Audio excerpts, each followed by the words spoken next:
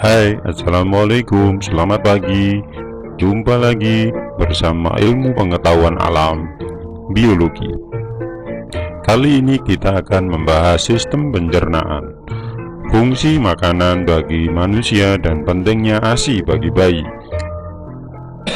Sistem pencernaan, fungsi makanan bagi manusia dan pentingnya ASI bagi bayi.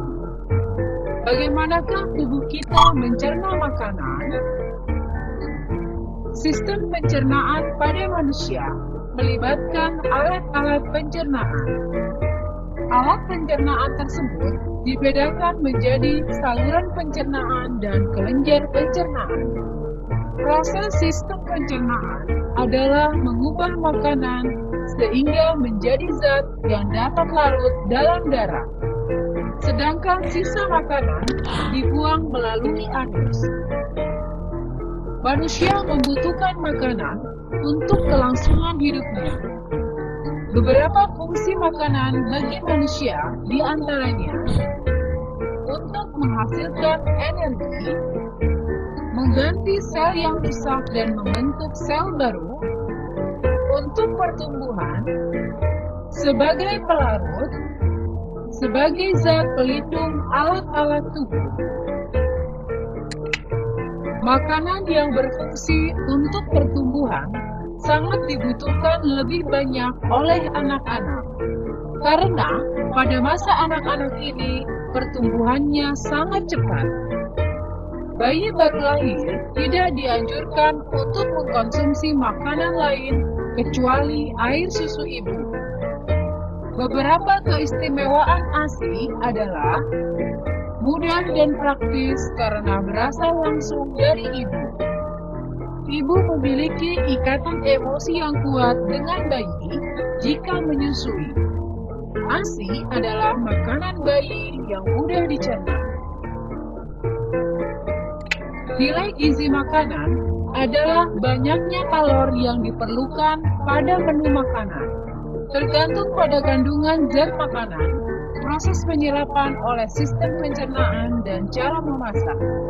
Kebutuhan gizi setiap orang tidak sama karena dipengaruhi oleh beberapa faktor, yaitu usia, pekerjaan, jenis kelamin, berat badan, dan kondisi tubuh. Orang tua lebih sedikit memerlukan kebutuhan gizi dibandingkan dengan usia anak-anak yang mengalami pertumbuhan drastis. Pekerja kasar membutuhkan karbohidrat yang banyak ketimbang pekerja kantoran, karena pekerja kasar lebih memerlukan tenaga otot. Wanita dan pria membutuhkan kandungan gizi yang berlainan. Wanita memerlukan vitamin E lebih banyak daripada pria. Orang yang memiliki berat badan lebih memiliki kebutuhan gizi yang banyak dibandingkan dengan orang yang memiliki tubuh yang kurus.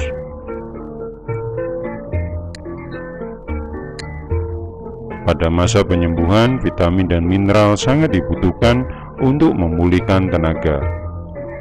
Demikian penjelasan fungsi makanan bagi manusia dan pentingnya ASI bagi bayi.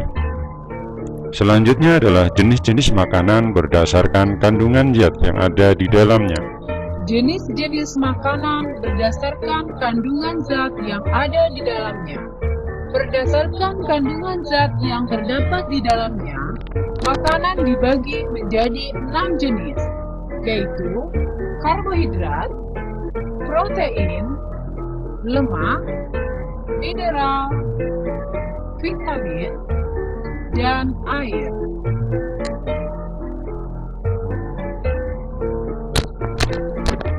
Karbohidrat merupakan zat makanan yang mengandung unsur C karbon, H hidrogen, dan O oksigen. Karbohidrat mempunyai fungsi sebagai sumber energi. Karbohidrat berfungsi juga sebagai pembentukan struktur sel, jaringan, dan organ tubuh.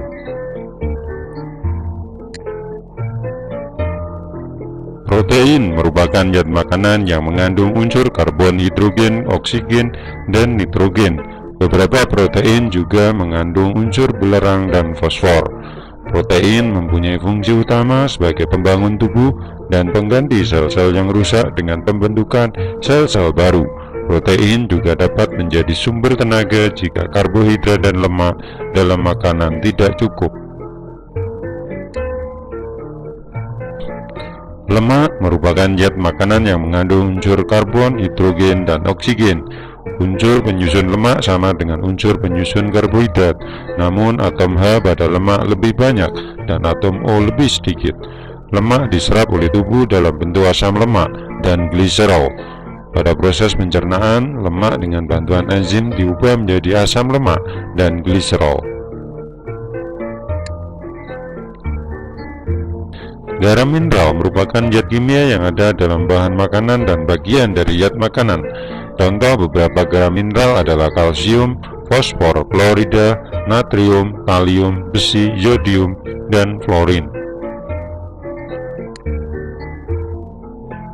Vitamin merupakan zat makanan zat kimia yang terdapat di dalam makanan.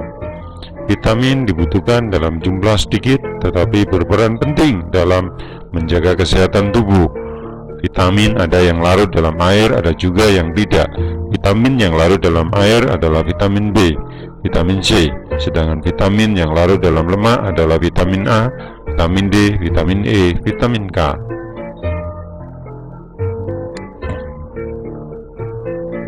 Air merupakan komponen utama dan terbesar di dalam tubuh manusia karena sekitar 60% dari berat tubuh manusia adalah air.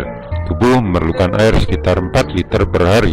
Kekurangan air di dalam tubuh akan menyebabkan dehidrasi.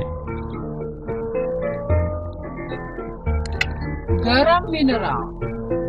Fungsi garam mineral bagi tubuh adalah sebagai zat pembangun, karena dapat mempengaruhi pembentukan rangka dan semua jaringan lemak.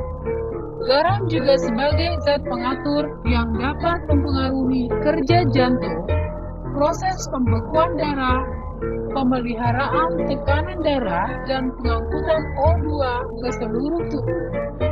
Beberapa contoh garam mineral adalah kalsium, fosfor, klorida, natrium, kalium, besi, yodium, dan fluorin.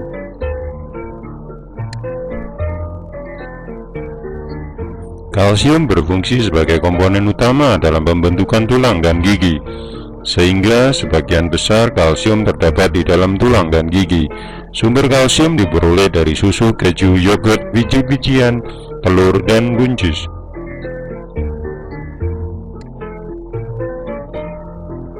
Fosfor berfungsi sebagai pembentukan tulang bersama-sama dengan kalsium untuk pengerutan otot dan pembelahan inti sel.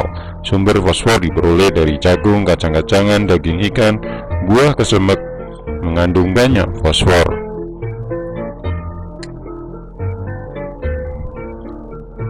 Klorida dalam kehidupan sehari-hari dapat dijumpai dalam bentuk NaCl atau garam dapur. Klorida berfungsi untuk mengatur kadar air dan tekanan osmosis dalam sel. Kelebihan kadar klorida dalam tubuh menyebabkan tekanan darah tinggi dan penyakit ginjal.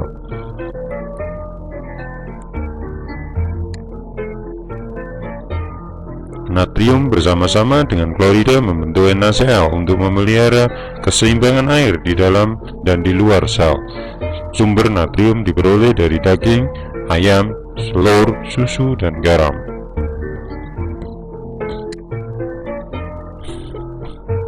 Kalium bersama-sama dengan natrium berfungsi untuk memelihara keseimbangan cairan tubuh. Di samping itu, kalium juga berfungsi untuk mempengaruhi kerja otot jantung dan membantu mengantarkan impuls saraf.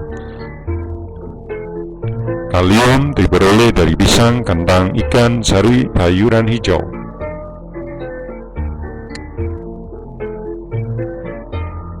Zat besi berguna sebagai bahan pembentuk hemoglobin dalam sel darah merah agar proses pengangkutan O2 ke sel-sel tubuh berjalan lancar.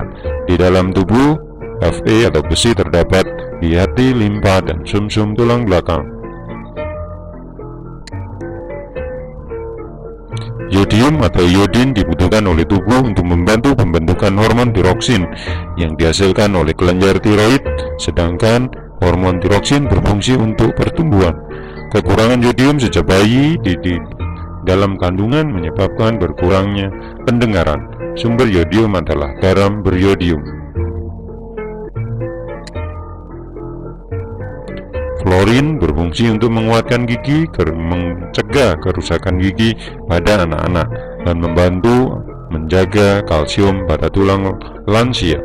Kekurangan fluorin mengakibatkan tulang mudah keropos. Sumber fluorin diperoleh dari makanan yang berasal dari laut, teh, air minum, dan kuning telur.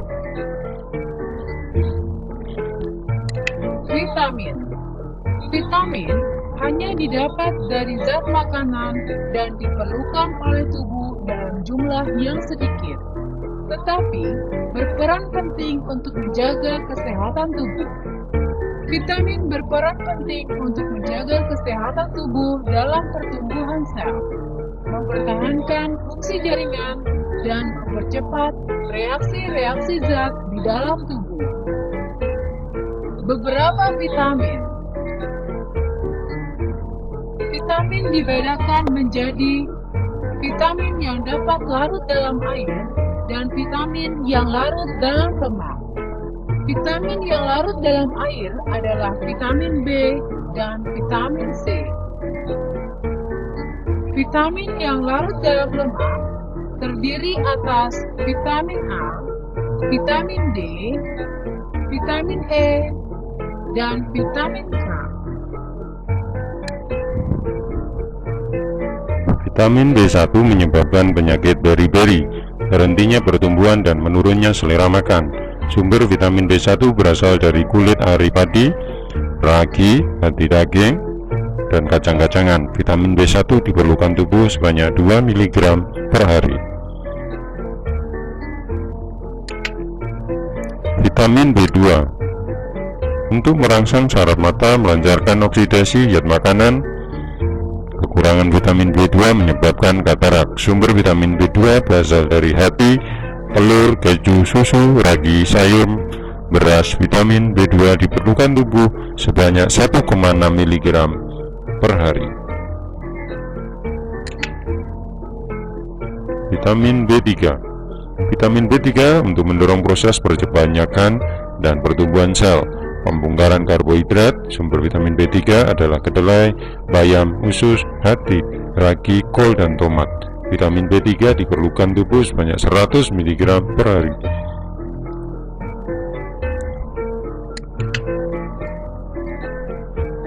Vitamin B6. Vitamin B6 berfungsi untuk pertumbuhan, merangsang saraf, dan pertumbuhan sel darah. Kekurangan vitamin B6 menyebabkan timbulnya penyakit susah buang air besar. Sumber vitamin B6 berasal dari hati, ikan, telur, daging, dan sayuran. Vitamin B11. Vitamin B11 berfungsi untuk pembentukan sel darah merah. Kekurangan vitamin B11 menyebabkan gejala anemia yang akut. Sumber vitamin B11 adalah buah stroberi dan buah rambutan.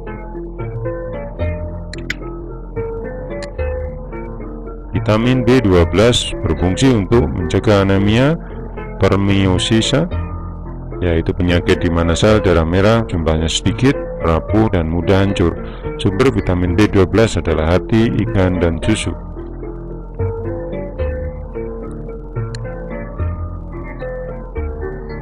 Vitamin C berfungsi untuk mempertahankan utuhnya zat perekat tarse, pertumbuhan dinding kapiler, mencegah infeksi hidung dan kerongkongan, memelihara kesehatan jaringan epitel. Sumber vitamin C diperoleh dari buah segar. Vitamin yang larut dalam lemak. Vitamin A. Vitamin A berfungsi untuk meningkatkan daya tahan tubuh terhadap penyakit dan pertumbuhan epitel, serta regenerasi rodopsin dalam retina.